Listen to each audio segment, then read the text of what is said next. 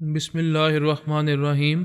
گمنام ہیروز کے معزز ناظرین، السلام علیکم۔ آئیے چلتے ہیں کہانی کی طرف۔ انابیلا کو یقین نہیں آیا۔ اس نے دوسرے اہلکار کے ذریعے ایڈنا سے رابطہ کیا تو وہ بھی یہی کہہ رہی تھی۔ آوازون بھی یہی کہہ رہا تھا۔ سب بھی پریشان تھے۔ وہ بچہ سب کے لیے اہم تھا اور سب ہی اس سے اس طرح محروم ہو گئے تھے کہ آئندہ اس کے دماغ تک نہیں پہنچ سکتے تھے۔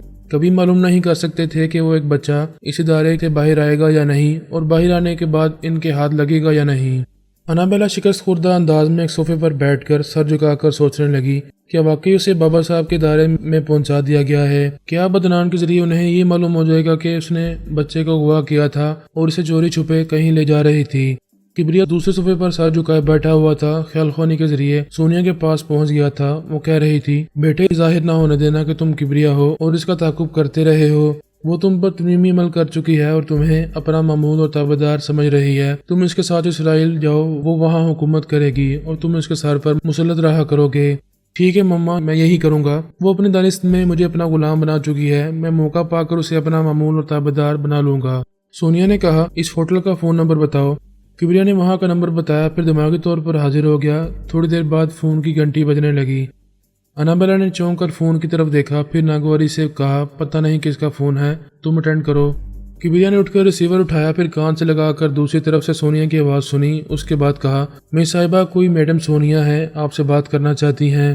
وہ ایک دم سے اچھل کر کھڑی ہو گئی۔ دماغ میں خطرے کی گھنٹی بجنے لگی، لیکن فون اٹینڈ کرنا بھی ضروری تھا۔ اگر ایسا نہ کرتی تو سونیا کے دوسرے ٹیلی پیتھی جاننے والے اسے ہر طرف سے گھیرنے کی کوشش کرتے۔ یہاں فون آنے کا مطلب یہی تھا کہ سونیا اس کا موجودہ پتہ ٹھکانہ جانتی ہے۔ اس نے فون کے ذریعے مخاطب ہونے سے پہلے اپنے ٹیلی پیتھی جاننے والوں کو خیال خونی کے ذریعے وہاں بھیج دیا ہوگا۔ وہ سب اس کی نگرانی کر رہے ہوں گے۔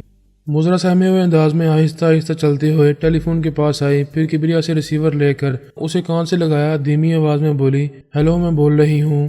دوسری طرف سے سونیا نے کہا، اپنا نام بولو۔ انابیلا نے کبریا کی طرف دیکھا۔ اس نے اب تک کبریا کو اپنا اصلی نام نہیں بتایا تھا۔ اب سوچا یہ تو میرا معمول اور تابعدار بن چکا ہے، لہٰذا سونیا کو فون پر اپنا نام بتا دینا چاہیے۔ وہ بولی، میں انابیلا بول رہی ہوں، کیا اپنی صفائی میں کچھ بولنا چاہو گی؟ وہ انجان بن کر بولی، کیسی صفائی؟ آپ کیا کہنا چاہتی ہیں؟ انجان نہ بنو، تمہارے ہاتھ سے میرا پوتا نکل چکا ہے۔ وہ چپ رہی۔ سونیا نے پوچھا، کیا اب بھی تم انکار کرو گی؟ وہ کوئی جواب نہ دے سکی۔ سونیا نے کہا، اب میرے پوتے کے دماغ میں کوئی دشمن نہیں آ سکے گا۔ وہ بابا صاحب کے ادارے کی چار دیواری میں ہے، یہاں روحانیت کا عمل دخل ہے، کوئی شرپسند ادھر نہیں آ سکے گا۔ وہ چپ رہی، کہنے کے لیے کچھ نہیں تھا۔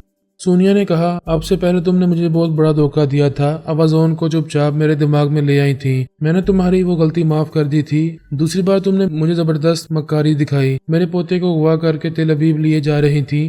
کیا تم میری مرضی کے بغیر اسرائیل میں قدم رکھ سکو گی؟ وہ ہچکچاتے ہوئے بولی، میڈم، میں بہت شرمندہ ہوں۔ تمہارے شرمندہ ہونے سے مجھے کیا فرق پڑے گا؟ تم بھٹکتی رہو، مرتی رہو، ذلیل و خوار ہوتی رہو۔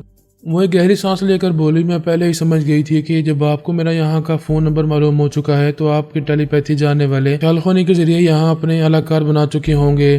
وہ سب ہوٹل کے باہر اور اندر میری نگرانی کرتے رہیں گے، جب چاہیں گے مجھے گولی مار دیں گے۔ کیا تم مرنا نہیں چاہتی؟ اپنی زندگی سے کسے پیار نہیں ہوتا؟ میں اپنی جان بچانے کے لیے، زندہ رہنے کے لیے آپ کی ہر شرط ماننے کو تیار ہوں۔ اس بار آپ مجھے آخری موقع دیں، میں ثابت کروں گی کہ میں آپ کی کنیز بن کر رہ سکتی ہوں۔ میری خدمت کرنے والے بہت ہیں، مجھے تمہاری جیسی مکار اور دوغلی کنیز کی ضرورت نہیں ہے۔ تم نے بہت مکاریاں دکھائی ہیں۔ ولادیمیر ایرناکوف اور آوازون تو بے وقوف بنتے ہی رہے ہیں، تم نے مجھے اور فرحاد کو بھی بے وقوف بنانے میں کوئی کسر نہیں چھوڑی۔ ہم تم پر اندھا اعتماد کر رہے تھے اور تم ہماری محبت اور ہمدردی سے ناجائز فائدہ اٹھا رہی تھیں۔ میڈم، آپ مجھے باتیں سنائیں، گالیاں دیں، مجھے آپ سزائیں دے سکتی ہیں، لیکن مجھے ایک بار زندہ رہنے کا موقع دیں۔ تمہارے پاس بس اتنا ہی موقع ہے کہ ہوٹل کے اندر رہ کر تمہیں ایک دن یا ایک برس تک زندہ رہ سکتی ہو۔ ہوٹل سے باہر نکلو گی تو ماری جاؤ گی۔ کیا آپ وعدہ کرتی ہیں کہ میں ساری زندگی اسی ہوٹل کے اندر رہوں تو آپ مجھ سے دشمنی نہیں کریں گی اور آپ کا کوئی ماتحت مجھ پر گولی نہیں چلائے گا؟ دنیا جانتی ہے کہ میں زبان کی کھری ہوں، تمہاری جیسی مکار عورت کو زبان دی ہے تو اس پر عمل کروں گی۔ تم اس ہوٹل کی چار دیواری میں محفوظ رہو گی۔ آپ کا بہت بہت شکریہ میڈم۔ سونیا نے رابطہ ختم کر دیا۔ انابیلا نے ریسیور رکھ کر کبریا کو پرامید نظروں سے دیکھا، پھر پوچھا، کیا تم میرے لیے جان کی بازی لگا سکتے ہو؟ تم مجھے آزما کر دیکھو، جو کہو گی وہ کروں گا۔ ویسے میں الجھ گیا ہوں، یہ میڈم کون تھیں جن سے تم اپنی زندگی کی بھیک مانگ رہی تھیں؟ اس کا نام سونیا ہے، وہ بہت ہی مکار اور خطرناک عورت ہے، وہ مجھے جان سے مار ڈالنا چاہتی ہے، لیکن ابھی اس نے مجھے زندہ رہنے کی مہلت دی ہے۔ کتنی مہلت دی ہے؟ اس نے کہا ہے کہ جب تک میں ہوٹل کے اندر رہوں گی تب تک مجھے کوئی نقصان نہیں پہنچے گا، اس کا کوئی آدمی مجھے گولی نہیں مارے گا، لیکن اس ہوٹل کے باہر جاتے ہی کہیں سے بھی کوئی اندھی گولی آئے گی اور میری زندگی کو چاٹ جائے گی۔ جب تک میری آخری سانس بھی باقی ہے میں تمہاری طرف ایک بھی گولی نہیں آنے دوں گا۔ پھر اس نے بڑے ہی ڈرامائی انداز میں اس کے سامنے ایک گھٹنے کو ٹیک کر ذرا جھکتے ہوئے اس کے ہاتھ کو تھام کر اپنے سینے سے لگا کر کہا، میں تم پر جان بھی قربان کر سکتا ہوں۔ زندگی میں پہلی بار تمہیں طیارے میں دیکھا تھا، تب ہی سے تم پر عاشق ہو گیا ہوں۔ وہ جلدی سے ہاتھ چھڑا کر ذرا پیچھے ہٹ کر بولی، یہ کیا کر رہے ہو؟ ہوش میں تو ہو؟ یہ مت بولو کہ تم صرف میرے باڈی گارڈ ہو۔ وہ اٹھتے ہوئے بولا، ہاں باڈی گارڈ تو ہوں، لیکن تم کسی طرح باہر نہ نکل سکی اور ہم ناکام رہے تو ہمیں ساری زندگی اسی ہوٹل کے کمرے میں گزارنی پڑے گی، اور ساری زندگی تم شادی کیے بغیر نہیں رہ سکو گی، میں بھی تمہارے بغیر نہیں رہ سکوں گا۔ میں کوئی نادان بچی نہیں ہوں کہ سونیا جیسی بلا کے خوف سے ساری زندگی یہاں گزاروں گی۔ میں یہاں سے نکلنے کی تدبیر کروں گی اور تم میرا ساتھ دو گے۔ میں ہر طرح سے تمہارا ساتھ دوں گا، لیکن میری ایک شرط ہے، اور وہ یہ کہ تم مجھ سے محبت کرو گی، خود کو میرے حوالے کرو گی اور میں خود کو تمہارے حوالے کروں گا۔ وہ گور کر بولی، کیا تم سمجھتی ہو کہ میں دشمنوں کے آگے مجبور ہو گئی ہوں، باہر نہیں نکل سکوں گی یا بے بسی سے تمہارے ساتھ رہنے لگوں گی؟ میں تمہاری بے بسی کا فائدہ نہیں اٹھاؤں گا، بلکہ سچا عشق کرتا رہوں گا۔ بکواس مت کرو، میں بہت الجھی ہوئی ہوں اور یہاں سے نکلنے کی تدبیریں سوچ رہی ہوں، پلیز مجھے سوچنے دو اور خاموش رہو۔ تم سوچ میں مصروف رہو گی، تمہارا وقت گزرتا رہے گا، میں تنہا کیا کروں؟ تم میرا ایک کام کرو، تم میرے ملازم ہو، میں تمہیں بھاری تنخواہ دے رہی ہوں، تم یہاں سے نیچے جاؤ، لاؤنج، وزٹرز لابی اور کاؤنٹر پر ایک ایک فرد کا جائزہ لیتے رہو، یہ معلوم کرنے کی کوشش کرتے رہو گے کہ ان میں کون ایسا ہے جو میری طاق میں لگا ہوا ہے۔ وہ مسکراتے ہوئے بولا، میں کوئی جاسوس نہیں ہوں اور مجھے لوگوں کے چہرے پڑھنے نہیں آتے، میں کیسے سمجھوں گا کہ کون تمہارا دوست ہے اور کون تمہارا دشمن؟ میں جو کہتی ہوں وہ تم کرو، تم وہاں جاؤ گے تو میں معلوم کرتی رہوں گی کہ میرے دشمن کہاں کہاں چھپے ہوئے ہیں، میرے وہاں جانے سے تم کیسے معلوم کر سکو گی؟ وہ کبریا کے دماغ میں رہ کر خیال خانی کے ذریعے معلوم کرنا چاہتی تھی، لیکن یہ بات ابھی تک کبریا سے چھپا رہی تھی کہ وہ ٹیلی پیتھی جانتی ہے۔ اس نے بیزار ہو کر کہا، تم بہت بحث کرتے ہو، تم ملازم ہو، میں کوئی کام کہہ رہی ہوں تو تمہیں کام کرنا چاہیے، بحث نہیں کرنا چاہیے۔ کیا تم چاہتی ہو کہ میں ابھی نیچے لاؤنج کی طرف جاؤں؟ ہاں میں یہی حکم دے رہی ہوں، نیچے جاؤ، ایک ہی شرط پر جاؤں گا، ایک بار اپنا ہاتھ پھر پکڑنے دو۔ اس نے گور کر دیکھا، اس کے دماغ میں پہنچ گئی۔ کبریا نے اسے محسوس کیا لیکن انجان بنا رہا، یہ سمجھتا رہا کہ وہ خیال خانی کے ذریعے اسے باہر جانے پر مجبور کر رہی ہے۔ وہ اسے بے بسی سے دیکھتا ہوا ذرا دور ہو گیا، پھر اسے کترا کر باہر چلا گیا۔ اسے یہ یقین دلانا ضروری تھا کہ وہ اس کا معمول اور تابعدار بن چکا ہے۔ وہ لفٹ کے ذریعے نیچے آیا، پھر وزٹر لابی، کاؤنٹر، ریسٹورنٹ اور ڈائننگ ہال وغیرہ میں پہنچ کر لوگوں کو دیکھنے لگا۔ ایسے وقت انابیلا کو اپنے اندر محسوس کر رہا تھا اور اس کی مرضی کے مطابق جس پر شبہ ہوتا تھا اس سے گفتگو کرتا تھا۔ وہ ایسے کسی شخص کی آواز اور لہجہ سن کر اس کے اندر جا کر معلوم کرتی تھی کہ وہ دشمنوں میں سے نہیں ہے۔ وہ اس کی مرضی کے مطابق تقریباً 2 گھنٹے تک وہاں کے مختلف حصوں میں جاتا رہا، کہیں بیٹھتا رہا، کہیں اٹھ کر ادھر سے ادھر ٹہلتا رہا، کبھی کسی سے بولتا رہا اور کبھی چپ ہو کر پریشانی سے سوچتا رہا کہ میں خواہ مخواہ کیوں اجنبی افراد سے باتیں کرنے لگتا ہوں، آخر مجھے کیا ہوا ہے؟ انابیلا مسکرا رہی تھی، پھر اس نے کہا، تم اوپر آ سکتے ہو؟ اس نے چونک کر اپنے دونوں ہاتھوں سے سر کو تھام لیا، پھر سوچنے لگا، یہ میرے اندر میڈم کی آواز کیسے سنائی دے رہی ہے؟ وہ بولی، آرام سے اپنے پیچھے صوفے پر بیٹھ جاؤ اور میری باتیں سنو۔ وہ پیچھے ایک صوفے پر بیٹھ گیا، پھر خلا میں تکنے لگا، جیسے تصور میں انابیلا کو دیکھ رہا ہو، جیسے ٹیلی پیتھی کے بارے میں کچھ نہ جانتا ہو۔ وہ بولی، میں خیال خانی کے ذریعے تمہارے اندر پہنچی ہوئی ہوں۔ اس نے حیرانی سے پوچھا، کیا تم یہ کہنا چاہتی ہو کہ یہ ٹیلی پیتھی ہے اور تم اس علم کے ذریعے میرے اندر پہنچی ہوئی ہو؟ ہاں یہی بات ہے، مجھے یقین نہیں آ رہا کہ تم وہاں اوپر 7ویں منزل پر ہو اور یہاں نیچے میرے دماغ میں آ کر بیٹھی ہوئی بول رہی ہو۔ میں نے تمہارے دماغ پر قبضہ جمایا ہوا ہے، تم میرے معمول اور تابعدار ہو اور ہمیشہ اسی طرح رہو گے۔ یہ اچھی زبردستی ہے، کیا تم مجھے زبردستی اپنا غلام بنا کر رکھو گی؟ عاشق ایک طرح کا غلام ہوتا ہے، ایسا دیوانہ ہوتا ہے کہ ساری دنیا کو بھول کر اپنے معشوق کے قدموں میں رہتا ہے۔ کیا تم ایسی غلامی نہیں چاہو گے؟ ہاں ایسی غلامی مجھے پسند ہے، تم اپنے قریب آنے دو گی تو ساری دنیا کو بھول کر تمہارا ہی بن کر رہوں گا، اگر میں تمہیں اپنے قریب نہ آنے دوں تو پھر میں مایوس ہو کر یہاں سے چلا جاؤں گا۔ وہ اس کے اندر ہنستے ہوئے بولی، تم میری مرضی کے بغیر اپنی مرضی سے ہل بھی نہیں سکتے، کیوں خواہ مخواہ خدائی دعویٰ کر رہی ہو؟ میں ابھی یہاں سے اٹھ کر جا سکتا ہوں، تو پھر اٹھ کر دکھا دو۔ وہ اٹھنا چاہتا تھا لیکن یہ تاثر دے رہا تھا جیسے وہ اس کے زیر اثر ہو، چونکہ وہ نہیں چاہتی ہے اس لیے وہ اپنی جگہ سے اٹھ نہیں پا رہا ہے۔ وہ ہنسنے لگی، پوچھنے لگی، کیا ہوا، کیوں نہیں اٹھ رہے ہو؟ وہ ذرا ندامت سے بولا، بس میری مرضی ہے، میں نہیں اٹھ رہا ہوں، اگر تم نہیں اٹھنا چاہتے ہو تو میں تمہیں زبردستی اٹھا دوں گی، تم اپنے دل میں یہ ارادہ کر لو کہ یہاں سے نہیں اٹھو گے۔ کبریا نے دونوں مٹھیاں بھینج کر کہا، ہاں میں یہاں سے نہیں اٹھوں گا۔ دوسرے لمحے میں وہ اٹھ کر کھڑا ہو گیا، وہ حیرانی سے اپنے آپ کو دیکھنے لگا۔ وہ ہنستے ہوئے کہہ رہی تھی، اسے ٹیلی پیتھی کہتے ہیں، میں اسی طرح تمہیں نچاؤں گی، تم میرے اشارے پر ناچتے رہو گے، چلو اوپر چلے آؤ۔ وہ بڑی فرما برداری سے سر جھکا کر لفٹ کے پاس آیا، پھر اس کا بٹن دبا کر انتظار کرنے لگا۔ جب لفٹ نیچے آئی اور وہ اندر چلا گیا تو انابیلا مطمئن ہو کر اس کے دماغ سے چلی گئی۔ ایسے وقت اس نے فوراً ہی عبداللہ کو اپنے اندر بلایا، پھر اس نے کہا، میرے خیالات پڑھو، پھر اس کے مطابق عمل کرو۔ یہ کہہ کر وہ خاموش ہو گیا۔ وہ نہیں چاہتا تھا کہ اچانک انابیلا آئے اور اسے عبداللہ سے باتیں کرتے ہوئے سن لے۔ عبداللہ اس کے چور خیالات پڑھ کر وہاں سے چلا گیا۔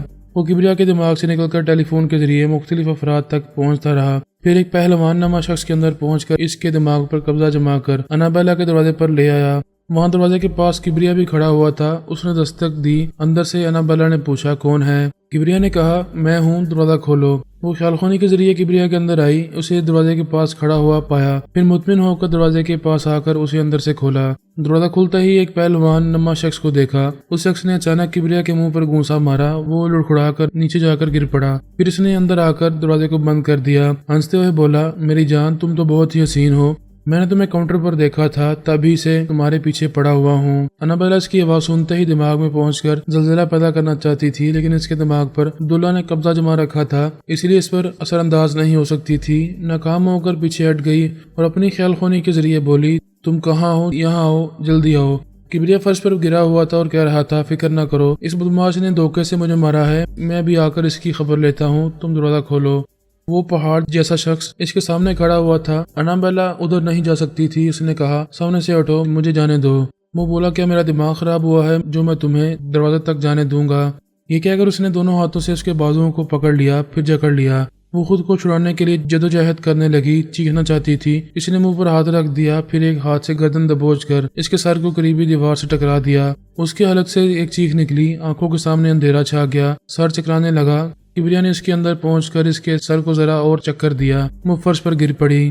وہ پہلوان نما اجنبی وہاں سے پلٹ کر دروازے کے پاس آیا، پھر اسے کھول کر باہر چلا گیا۔ کبریا نے اندر آ کر دروازے کو بند کر لیا، پھر اس کی طرف دیکھا۔ وہ فرش پر پڑی ہوئی تھی، اس پر نیم بے ہوشی تاری تھی۔ اس نے اس کے دماغ کو تھوڑا اور کمزور بنا دیا، پھر اسے دونوں بازوؤں میں اٹھا کر وہاں سے لے جا کر بیڈ پر لٹا دیا۔ وہ تھوڑی دیر پہلے اس کے دماغ میں آ کر کہکے لگا رہی تھی، اس کے دماغ کو فتح کر کے اسے غلام بنا کر خوش ہو رہی تھی۔ اب وہ شکست کھا کر بے یار و مددگار وہاں پڑی ہوئی تھی۔ اسے غلام بنانے والی اب خود اس کی کنیز بننے والی تھی۔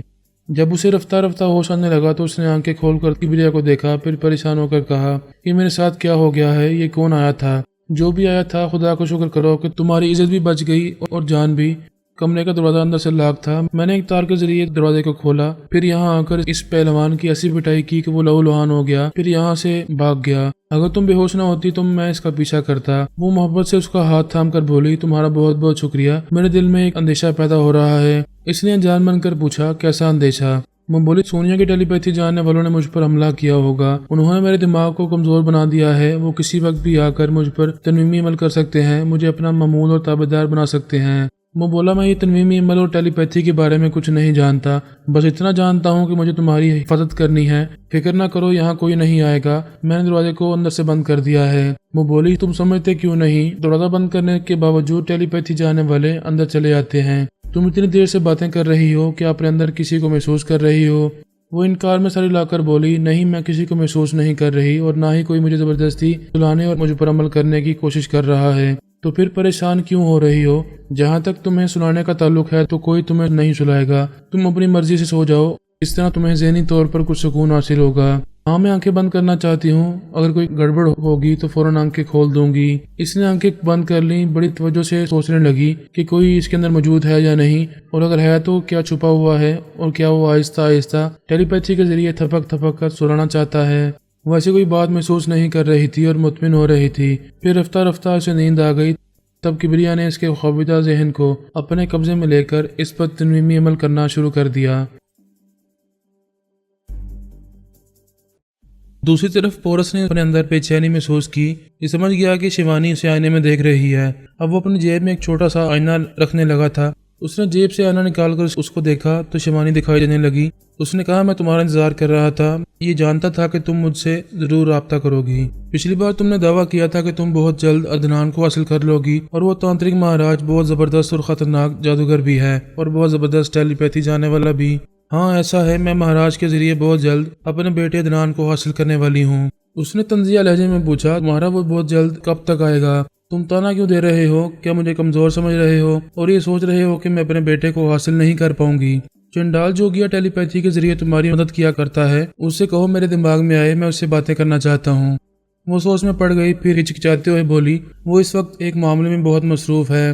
کوئی بات نہیں، اپنے تانترک مہاراج سے کہو کہ میرے دماغ میں آئے اور مجھ سے باتیں کرے۔ تم مہاراج سے کیا باتیں کرو گے؟ وہ تمہارے اندر نہیں آئیں گے۔ مجھے معلوم تو ہو کہ تمہارا مہاراج کتنا زبردست ہے، کیا وہ ٹیلی پیتھی نہیں جانتا؟ میرے اندر نہیں آ سکے گا۔ کیوں نہیں جانتے ہیں؟ مہاراج بہت کچھ جانتے ہیں، وہ تمہارے دماغ میں آ سکتے ہیں، اس وقت کالے عمل میں مصروف ہیں۔ ادھر تمہارا چنڈال جوگیا مصروف ہے اور ادھر تمہارے مہاراج مصروف ہیں، اور میں یقین سے کہتا ہوں کہ یہ قیامت تک مصروف رہیں گے اور تمہارے پاس نہیں آئیں گے۔ وہ چونک کر بولی تم کیا کہنا چاہتے ہو؟ میں وہی کہنا چاہتا ہوں جو تم مجھ سے چھپا رہی ہو۔ میں کوئی بات نہیں چھپا رہی، پتہ نہیں تم کیا سوچ رہے ہو۔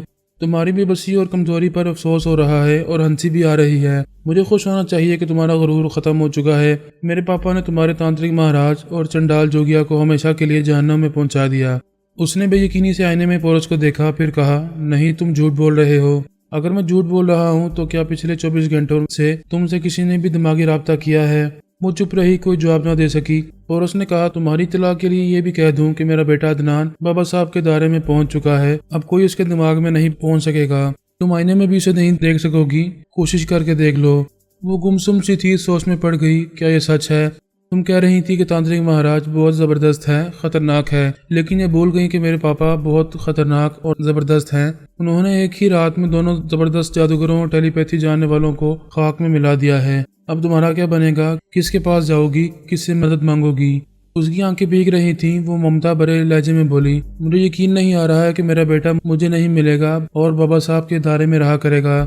کوئی بات نہیں، رفتہ رفتہ یقین آ جائے گا۔ میں جاتا ہوں، آئندہ مجھے آئینے کی سطح پر نہ بلانا۔ نہیں پورس، ٹھہر جاؤ، پلیز رک جاؤ، میں تم سے کچھ کہنا چاہتی ہوں۔ تمہارا بیٹا تمہیں نہیں ملے گا اور وہ نہ جانے کتنے طویل عرصے تک بابا صاحب کے دائرے میں رہ کر تعلیم و تربیت حاصل کرتا رہے گا، اس لیے تمہارا یہ موجودہ جسم، موجودہ زندگی بیکار ہے۔ تمہیں دنیا میں سب کچھ مل چکا ہے، بیٹا کبھی نہیں ملے گا۔ جو میری اپنی چیز ہوتی ہے اسے ہاتھ پھیلا کر نہیں اپنا حق مانگتی ہوں، نہ ملے تو چھین لیتی ہوں۔